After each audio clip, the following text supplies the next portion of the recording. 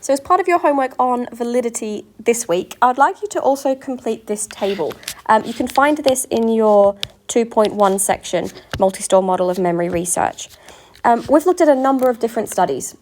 These are various experiments that have been conducted on different features of the multi-store model, so different features of the sensory register, short-term memory or long-term memory.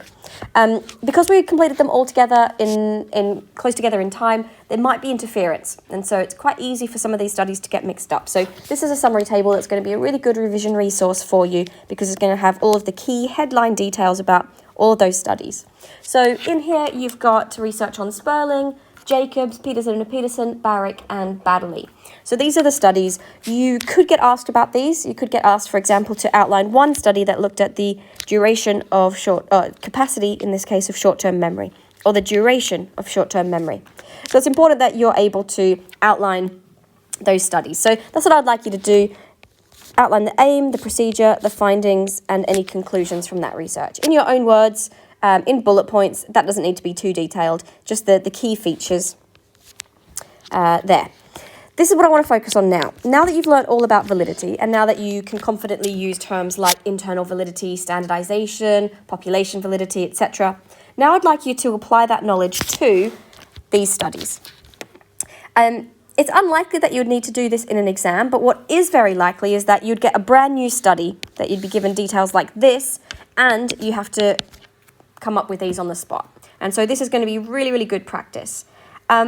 Where you might be able to use the information here is if you were then evaluating this research. So if you had a question that was asking you to discuss one or more studies into short-term memory, for example, then you could outline these two studies, and then this would be your discussion of them here.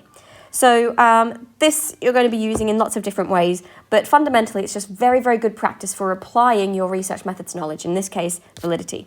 So I wanted to give you an example. This is the strengths and limitations of Sperling's research. I've given you this in your OneNote just to give you an idea of what my expectations are, how much information, how much detail you need to be including, and how you can actually link your knowledge of validity to this particular study.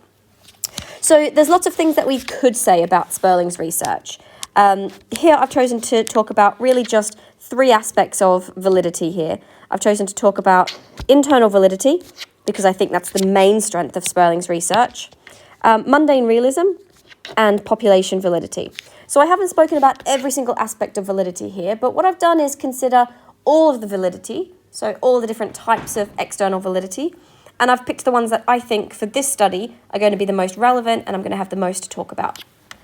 So in this study, when we're talking about internal validity, of course we're going through kind of our questions, how controlled is this study, how confident are we that the IV alone has caused any change in the DV, etc. And here I've kind of almost done like a summarized version of the flowcharts that we did in the previous video. So here we're saying, yeah, there were highly standardized materials and instructions. For example, in this study, the materials that were really controlled was the visual array. They were in the same order for all participants, and that made sure that some of them didn't have easier or harder letter combinations. The tone that was sounded, so the high tone, was the same high tone for all participants. The delay between the array appearing and the tone was consistent. That was also standardized for all participants, which meant that in this study, that would allow Sperling to systematically increase the delay to determine exactly what that duration of the sensory register is. So it means, therefore, that any conclusions regarding the duration are likely to be valid. So we can see here that everything there that I've highlighted is going beyond just generic evaluation. What we're doing is sort of linking this quite generic point that this research is highly standardized and controlled, and we're giving very, very specific examples of how it's controlled and why it matters. So then we want to do the same thing with one or two limitations, the ones that you think are the most relevant for the study. So here we're focusing on mundane realism. So the task that participants were required to do was artificial. Looking at a visual array with random numbers or letters was kind of meaningless to participants. If we're thinking about how we use our sensory register in real life, then, for example, a hazard suddenly appearing in the road when we're driving, that's more realistic. That's a more realistic thing to flash into our iconic register. Maybe if we're focusing on more relevant information, like a hazard in the road, maybe there's a mechanism by which the duration of our sensory register is longer. Perhaps. I don't know. If material is novel, if it's new, we may be more likely to hold that information for longer before it decays. So if it's interesting, if it's relevant, if it's new, maybe that affects the duration.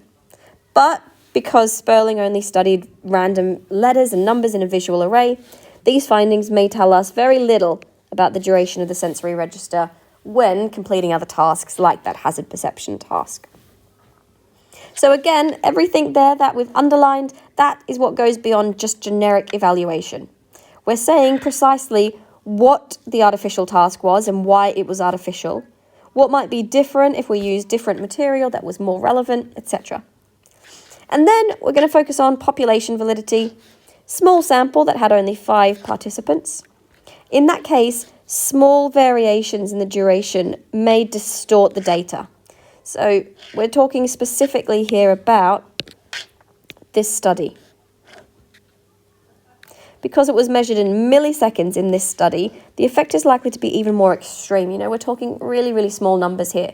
So any slight variation in participants' duration is going to really distort the results, particularly as we've got such a small sample. So that's what I'd like you to do. I'd like you to complete the same for really all of the experiments in that table. But you need to be very, very careful. What I'm looking for are the highlighted bits here. What I'm looking for is, are you able to take these key terms and talk about validity in relation to this particular study? So I don't want anything generic. I want lots and lots of application. If you wanted to go further, it would be great to see some of you also highlighting in your responses where you've applied the key terms to this specific study. So it looks something like what I've got here.